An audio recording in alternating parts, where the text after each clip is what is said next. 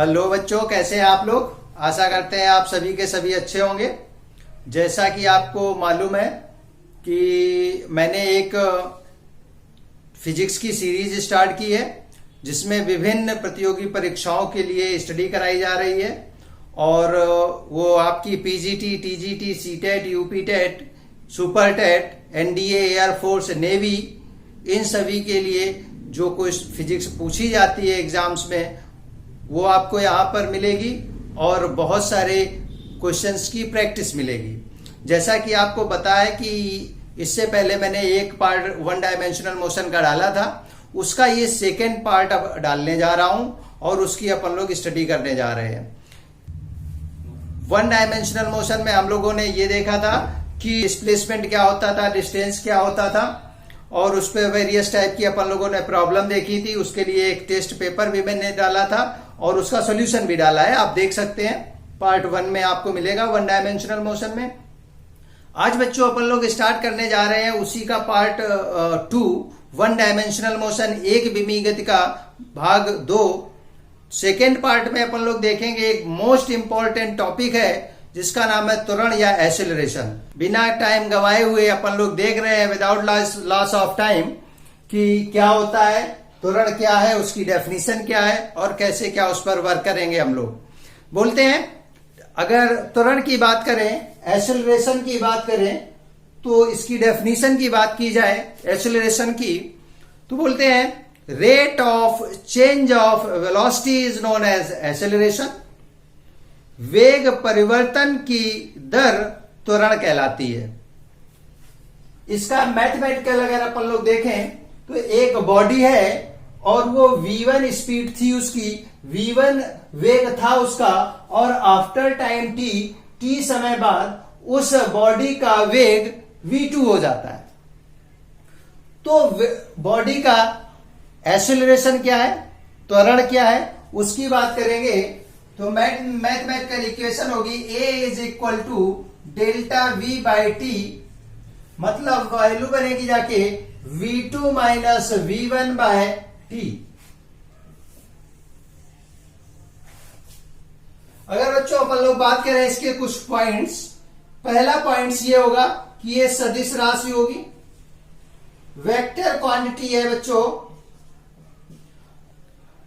बच्चों दिशा के लिए अगर अपन लोग बात करें तो मोस्ट इंपॉर्टेंट थ्योरी की प्रॉब्लम बनती है और इसमें ऑप्शन ऐसे दिए होते हैं उलझाऊ। जैसे पहला ऑप्शन आपको मिलेगा कि त्वरण की दिशा वेग की दिशा में होती है और हम लोग टिक मारते हैं और आगे निकल जाते हैं, जबकि ये रॉन्ग है, ये नहीं होगा। ऑप्शन दूसरा आपको दिया होगा त्वरण की दिशा वेग परिवर्तन की दिशा में होती है, यही करेक्ट है, तो इसी को आप चूज किया करेंगे। बोलेंगे कि त्वरण सदिश राशि है तो इसकी दिशा क्या किधर होगी, वेग परिवर्तन की दिशा में इसकी दिशा होगी। इसके बाद में इसका मात्रक की अगर बात करें अपन लोग, यूनिट की बात करें तो एसआई यूनिट जो होती है इसकी वो मीटर पर सेकेंड स्क्वायर होगी। सीजीएस यूनिट की बात की जाए अगर तो सेंटीमीटर पर सेकेंड स्क्वायर होगी। अगर बच्चों इसके हम लोग डायमेंशन या बीमा की बात की जाए तो इसकी बीमा LT-2 होगी।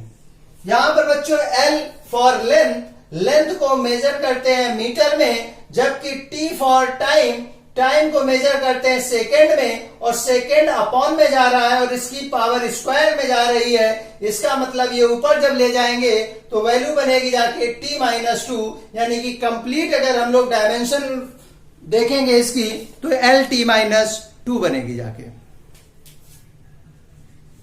बोलते हैं अगर A की वैल्यू पॉजिटिव है तो बच्चों इसका मीनिंग ये हुआ कि उस बॉडी का वेग बढ़ रहा है। नेक्स्ट पॉइंट, अगर A की वैल्यू निगेटिव आ रही है तो इसका मीनिंग ये होगा कि V की वैल्यू डिक्रीज हो रही है। इसी को निगेटिव एक्सेलरेशन को ही बोला जाता है रिटार्डेशन, इसी को हिंदी में मंदन और इसी को बच्चों न्यूमेरिकल प्रॉब्लम में ब्रेक लगना भी बोला जाता है। बोलेंगे थर्ड पॉइंट, अगर A की वैल्यू बच्चों 0 आ रही हो तो इसका मीनिंग ये होता है कि v की वैल्यू यानी कि वेग की वैल्यू हमेशा कांस्टेंट होगी, मतलब ये बच्चों नियत होगी।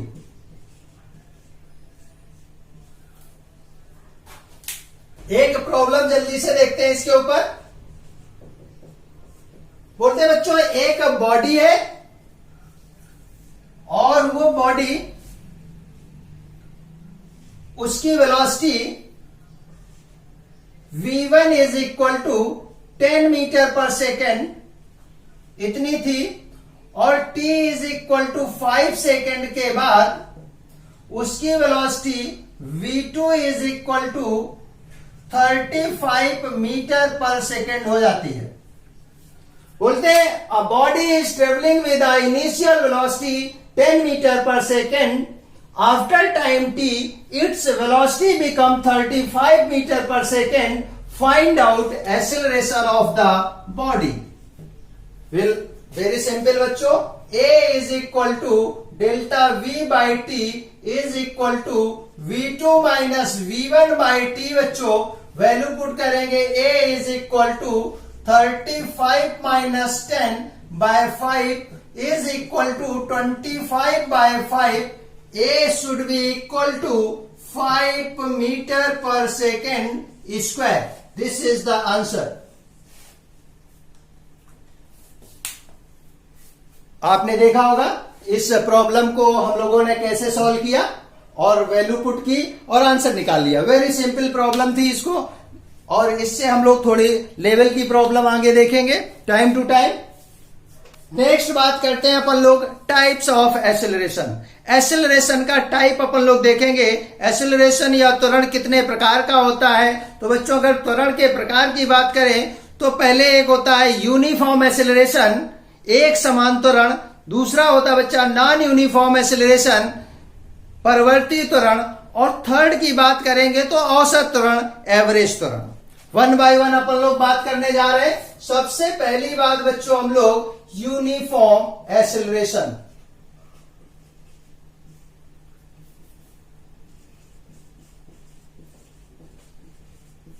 Uniform acceleration.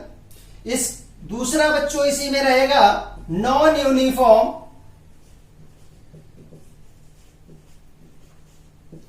और थर्ड बच्चों इसी में रहता है एवरेज एसेलरेशन। मतलब अगर बच्चों बात करें यूनिफॉर्म एक समान त्वरण, नॉन यूनिफॉर्म परिवर्ती त्वरण, असमान त्वरण। नेक्स्ट थर्ड बच्चों है एवरेज एसेलरेशन या औसत त्वरण। वन बाय वन बात करते हैं फर्स्ट की यूनिफॉर्म एसेलरेशन। यूनिफॉर्म एसेलरेशन की अगर बच्चों बात करें, जब किसी बॉडी के त्वरण का परिमाण व दिशा दोनों नियत रहते हैं, कांस्टेंट रहते हैं, तो ऐसे एसेलरेशन को यूनिफॉर्म एसेलरेशन बोलते हैं। If magnitude and direction of acceleration remains constant, that acceleration is known as uniform acceleration. Next बच्चों बात करते हैं नॉन यूनिफॉर्म एसेलरेशन। इसकी अगर स्टडी अपन लोग करें तो बोलते हैं असमान त्वरण या परिवर्ती त्वरण की बात करें तो उसमें बोला जाएगा यदि त्वरण का परिमाण अथवा दिशा या दोनों, परिमाण व दिशा दोनों, ये इनमें से कोई भी परिवर्तित होता है तो ऐसे त्वरण को हम लोग बोलते हैं परिवर्ती त्वरण बोला जाता है। नेक्स्ट बच्चों बात करते हैं एवरेज या औसत त्वरण। इसमें क्या होता है, इसका एक सीधा सीधा फार्मूला होगा, average acceleration is equal to delta V by T. इसको ओपन करते हैं v2 vector minus v1 vector direction के साथ, ये एवरेज की वैल्यू बनती है अपन लोगों की। A average is equal to ये वैल्यू आएगी। इसके बाद बच्चों अपन लोग बात करते हैं कि acceleration due to gravity. Acceleration due to gravity क्या होता है?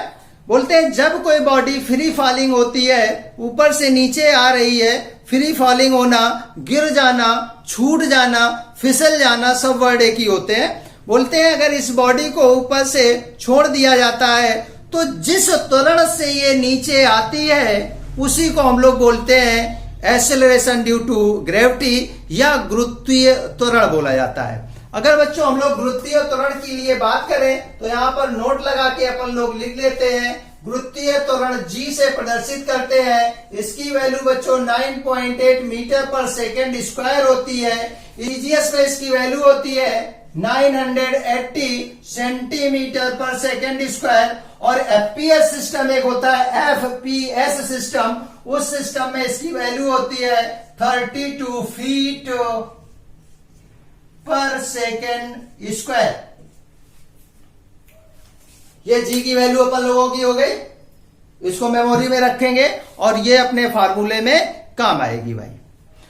आगे बात करते हैं बच्चों एवरेज या औसत त्वरण की हम लोगों ने बात की थी, तो उसके ऊपर देख लेते हैं, कुछ आर्टिकल्स देखते हैं और उन आर्टिकल्स पर अपन लोग प्रॉब्लम भी देखेंगे। बोलेंगे एक बॉडी है और वो बॉडी ए से बी पर पहुंची है। बोलते हैं उसने क्या किया, T1 टाइम तक वो A1 एक्सेलरेशन से चली, T2 टाइम तक वो A2 एक्सेलरेशन तक चली। एवरेज एक्सेलरेशन की अपन लोग बात करेंगे तो AV इज इक्वल टू, इसके लिए वैल्यू होती है A1 T1 plus A2 T2 upon में T1 प्लस T2। बिल्कुल सिंपल सी प्रॉब्लम और अपन लोग सॉल्व कर लिया करेंगे। ये आपको फार्मूला मिलेगा और इस फार्मूले में आप वैल्यू पुट करेंगे, आंसर मिलेगा।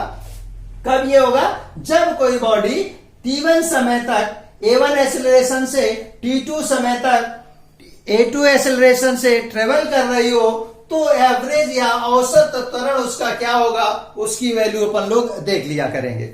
चलो इसी पर एक वैल्यू मैं पुट करके दे रहा हूं। बोलते हैं एक बॉडी है, वो A1 is equal to 2 metre पर second square, A2 is equal to 5 metre पर सेकेंड स्क्वायर से ट्रेवल करती है। इसमें बच्चों T1 is equal to 2 second और इसमें T2 is equal to 3 second का टाइम स्पेंड होता है भाई। फाइंड आउट एवरेज एक्सेलरेशन, इसमें वैल्यू पुट करने जा रहे हैं। AB is equal to A1 2 T1 2 plus A2 5 T2 3 upon में 2 प्लस 3, वैल्यू हो जाएगी 2 2 जा 4, 5 3 जा 15 बाय 5 मीन्स 19 बाय 5 मीटर पर सेकेंड स्क्वायर। इसको सिंप्लीफाई कर लेना, वैल्यू आ जाए। नेक्स्ट बच्चों एक और आर्टिकल अपन लोग देखते हैं, नोट लगाता हूं और नेक्स्ट आर्टिकल आपसे बोला जाएगा, वेरी सिंपल टाइप की प्रॉब्लम होगी, थोड़ा अपन लोग समझेंगे। एक बॉडी है और उसका मास m1 है और उसके ऊपर फोर्स F होता है और वो बॉडी A1 एक्सेलरेशन से ट्रेवल करने लगती है। दूसरी बॉडी है, उतना ही फोर्स दूसरी बॉडी पर भी लगाते हैं। मास दूसरी बॉडी का m2 है और वो A2 एक्सेलरेशन से ट्रेवल होने लगती है। ये तो पहली बात हो गई। दूसरी बोलते हैं अगर इन दोनों बॉडी को जोड़ दिया जाए और इसी के ऊपर F फोर्स लगाया जाए, पहले वाला जो लगा था वही लगाया जाए, तो एक्सेलरेशन कितना होगा, पूरे कॉम्बिनेशन का एक्सेलरेशन क्या होगा, देखते हैं भाई। बोलते हैं बच्चों एक बॉडी है जिसका मास m1 है और इसके ऊपर फोर्स F एक्ट हो रहा है, जिससे इस बॉडी का एक्सेलरेशन या त्वरण A1 इस पर उत्पन्न होता है। दूसरी बॉडी m2 है और इसके ऊपर बच्चों फोर्स F एक्ट किया जा रहा है, बराबर ही फोर्स लगाया जा रहा है और ये बॉडी A2 एक्सेलरेशन से A2 त्वरण से चलने लगती है।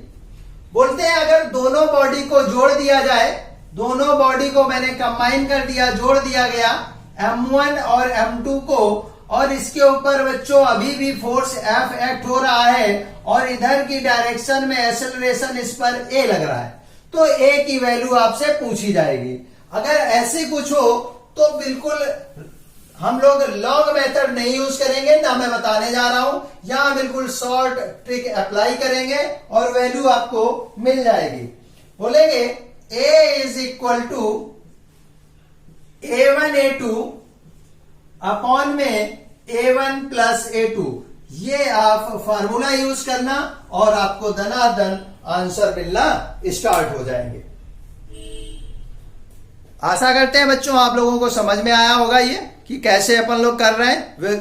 बहुत सिंपल और बहुत इंपॉर्टेंट पॉइंट आपके लिए मैं लेकर आया हूं, जैसा कि ये NDA, air force, navy, TGT, PGT, उन बच्चों के लिए यहां पर मैंने फिजिक्स की सीरीज स्टार्ट की है और उसका ये पार्ट सेकंड चल रहा है। और सेकंड पार्ट में टॉपिक मैंने उठाया है एक्सेलरेशन या त्वरण। आगे देखते हैं बच्चों, कभी कभी क्या होता है, त्वरण और वेग के बीच में कोण दे देते हैं, एंगल दे देते हैं एक्सेलरेशन और वेलोसिटी के बीच में। फिर आपसे पूछते हैं कि वेग बढ़ रहा है, वेग कम हो रहा है, चाल बढ़ रही है, चाल कम हो रही है, चाल नियत है, वन डायमेंशनल मोशन है, एक विमीय गति है या दो विमीय गति है, कैसी क्या बातें हैं उस पर अपन लोग बात करते हैं। डायरेक्ट आता है, अगर आपको मालूम है तो एक सेकेंड में टिक मारते हैं, आगे बढ़ते हैं। उन्हीं पॉइंट्स पर अपन लोग आज फोकस अभी करने वाले हैं। देखते हैं भाई, बोलते हैं भाई कोण के आधार पर, जैसा कि बताया मैंने, कोण के आधार पर बच्चों पहला पॉइंट, सबसे पहला पॉइंट है कि अगर त्वरण और वेग के बीच में एंगल 0 या 180 डिग्री हो तो वो बॉडी हमेशा और हमेशा वन डायमेंशनल मोशन परफॉर्म करेगी, एक विमीय गति परफॉर्म कर रही होगी। नेक्स्ट पॉइंट बच्चों हम लोग सेकेंड पॉइंट देखते हैं, अगर दोनों के बीच में एंगल 90 डिग्री है तो वो बॉडी हमेशा वृत्तीय पथ पर चलेगी, हमेशा उसका पाथ जो होगा वो सर्कुलर पाथ होगा। कब? जब त्वरण और वेग के बीच में कोण कैसा होना चाहिए, 90 डिग्री हो। नेक्स्ट बच्चों बात करने जा रहे हैं अपन लोग 0 डिग्री से 90 डिग्री तक। अगर 0 से 90 डिग्री तक एंगल एक्सेलरेशन और वेलोसिटी के बीच में है तो हमेशा इसकी v की वैल्यू इंक्रीज होती है। v बच्चों यहां पर चाल है, स्पीड है, यहां पर चाल है, स्पीड है, या इसी स्पीड को बोलते हैं मैग्नीट्यूड ऑफ वेलोसिटी या वेग का परिमाण बोला जाता है। वेग का परिमाण ही चाल कहलाती है, तो अपनी इंक्रीज करेगी। नेक्स्ट बच्चों बात करते हैं 90 डिग्री से 180 डिग्री। अगर इन दो 90 डिग्री से 180 डिग्री तक एंगल बन रहा है तो v की वैल्यू हमेशा डिक्रीज होगी।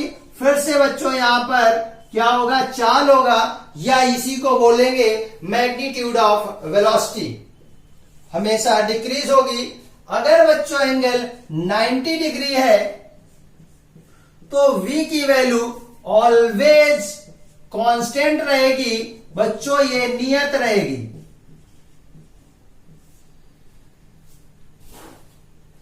ये तो स्टडी थी, अपन लोग एंगल के अकॉर्डिंग देखा कि कब बढ़ेगी, कब घटेगी, कब नियत रहेगी और कब वन डायमेंशनल मोशन होगा, कब टू डायमेंशनल मोशन होगा। इसकी स्टडी अपन लोगों ने इन पॉइंट से कर ली।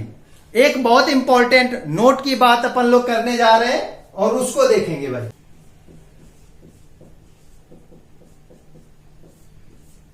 नोट में अगर अपन लोग देखें तो बच्चों आपने अक्सर प्रॉब्लम में देखा होगा, कभी आपसे बोलता है अ body is travelling with a constant velocity. एक बॉडी है वो नियत वेग से चल रही है। अगर बच्चों नियत वेग की बात की जाए तो आंख बंद करके आप बोलेंगे कि इसका त्वरण जो होगा वो 0 होगा। मतलब वेग नियत तो त्वरण 0। बोलेंगे त्वरण कब 0? बच्चों जब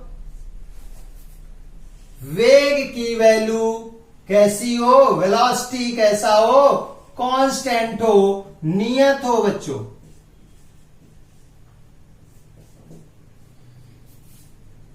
इसको हम लोग देख लेते हैं। A is equal to delta V by delta T। बोलते हैं बच्चों A की वैल्यू 0 पुट कर दो, इसको ओपन कर दो, V2 minus V1 bye delta T कर दो, तो देखना क्या होगा। इसको बच्चों ट्रांसफर कर दो तो वैल्यू बनेगी आपकी V2 will be equal to V1। ये आपका क्या शो कर रहा है कि इस समय जो V2 की वैल्यू है वही V1 की वैल्यू है। जब ये दोनों बराबर होते हैं तो त्वरण 0 होता है, या इसी का अपोजिट कि जब त्वरण 0 होता है तो वेलोसिटी जो होती है, वेग जो होते हैं, वो कैसे होते हैं, दोनों बराबर होते हैं। इसमें वरना एक और बहुत इंपॉर्टेंट बात आती है भाई, एक और इंपॉर्टेंट बात आती है, जब एक्सेलरेशन 0 हो तो वेलोसिटी कांस्टेंट होगी, या वेलोसिटी कांस्टेंट है तो एक्सेलरेशन 0 होगा, और इस कंडीशन में विस्थापन सदैव दूरी के बराबर होता है। विस्थापन बराबर दूरी मतलब बच्चों displacement always be equal to distance. ये आप लोगों को पॉइंट अच्छा लगा होगा। आशा करते हैं आप लोगों ने इसको, इस टॉपिक को अच्छे से समझा होगा। और ये सीरीज जैसा कि मैंने आपको बताया टीजीटी पीजीटी के लिए, एनडीए एयरफोर्स के लिए है। और मेरे चैनल को आप सब्सक्राइब करें, शेयर करें, लाइक करें और फिजिक्स का एंजॉय करें। Thank you.